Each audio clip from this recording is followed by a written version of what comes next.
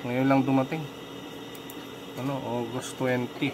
In order ko August 12. Diba?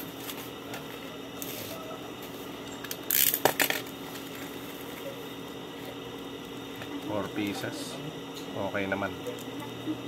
Sana gumagana. Thanks. Ito namang DC electric fan na to, rechargeable.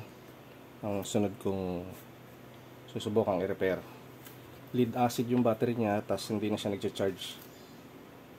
Deads na, halos nag 0 volts na kasi yung niya, yung battery. So papalitan natin to ng ng lithium ion. Gumagana siya pag pag ginamitan itong AC. Nakasaksak sa wall outlet. Okay pa naman. Yan. May lights. Tapos may FM din. Na-stuck kasi ito. Almost siguro ilang years na napastock kasi hindi na nagcha-charge. So bibuild tayo ng lithium ion battery para dito. Tingnan natin. Pakita ko sa inyo yung nito, battery. Yan. Yan.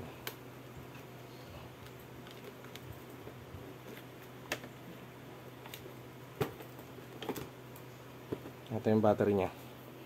Ito yung specs. 6 volts, 4.5 Ah. So gagawin natin itong gamit ng lithium ion, mga 10 Ah kasi tig 5 na piraso. Ito chinarge ko na to pero wala na talaga. Yan, nag-drop na siya. Halos 1.6 volts na lang ang natira dito. Kaya talagang deads na.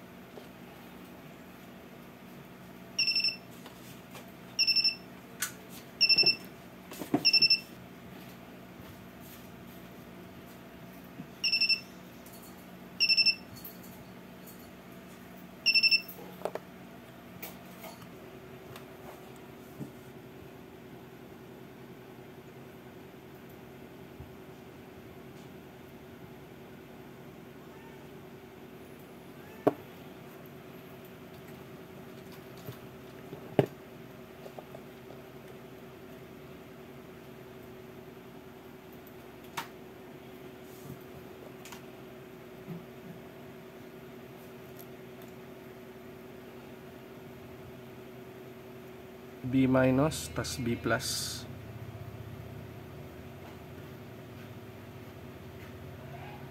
Abot.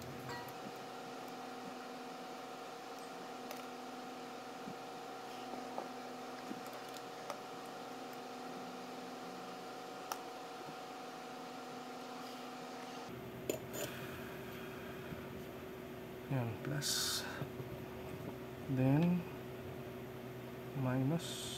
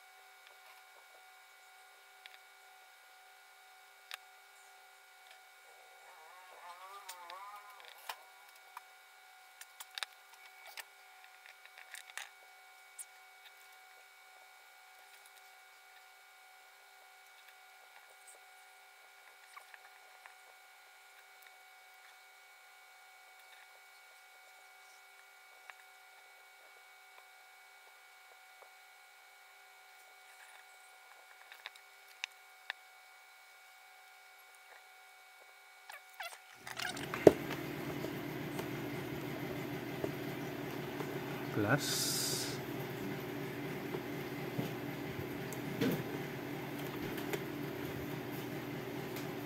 Uy. Uy.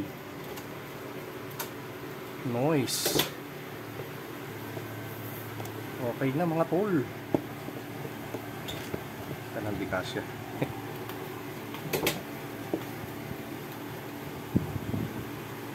Natin.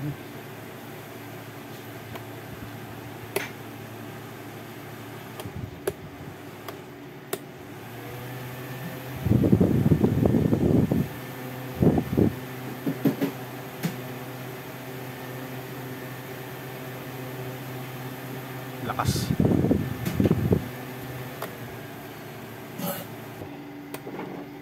Dito na rin yung magcha-charge pag sinaksak mo.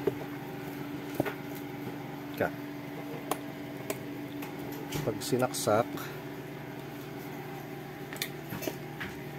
yun ang kahalagahan ng ng BMS mga tol.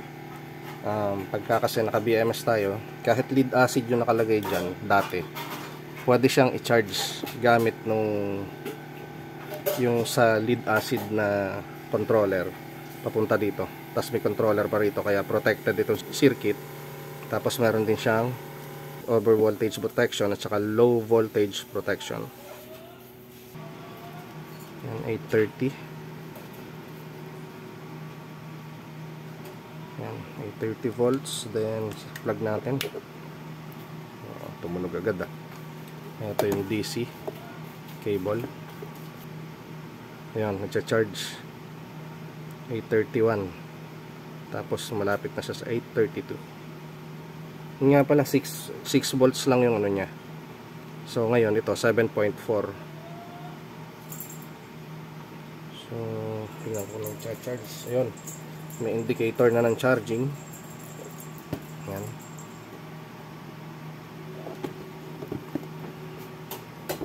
Then tingnan natin kung yan, 832. Medyo may slowness tingnan natin kung ilang volts yun nandito sa stock nya. 7. Yun lang, 7.58. Tama. Okay lang, 7.58.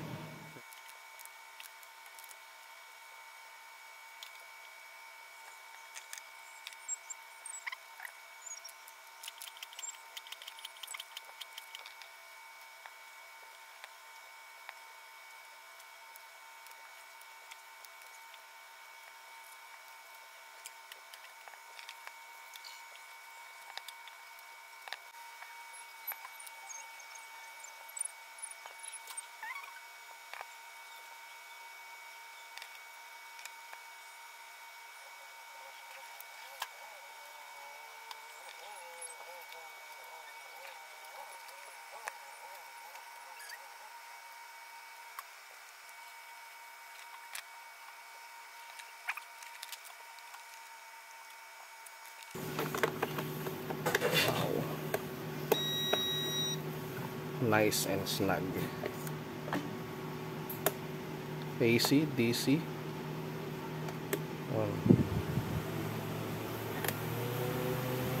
Wow.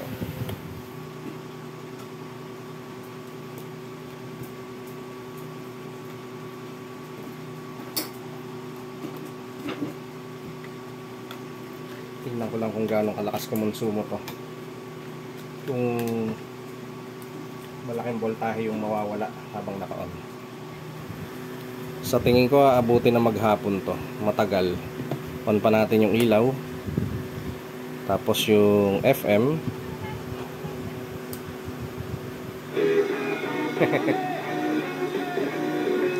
We are playing the soundtrack of your life.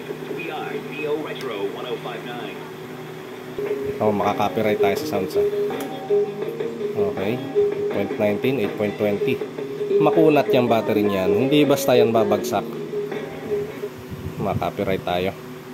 So yun, ganun lang ang pag-modify sa 2S 7.4 volts from ano to, bali from 6 volts to 7.4. Ayan, okay naman siya. Siyempre, mas lumakas ng konti yung fan dahil 7.4 volts na siya, almost 8 volts. Ayan, mas matagal siya ngayon mauubos. Okay? Lang. 5 hours later.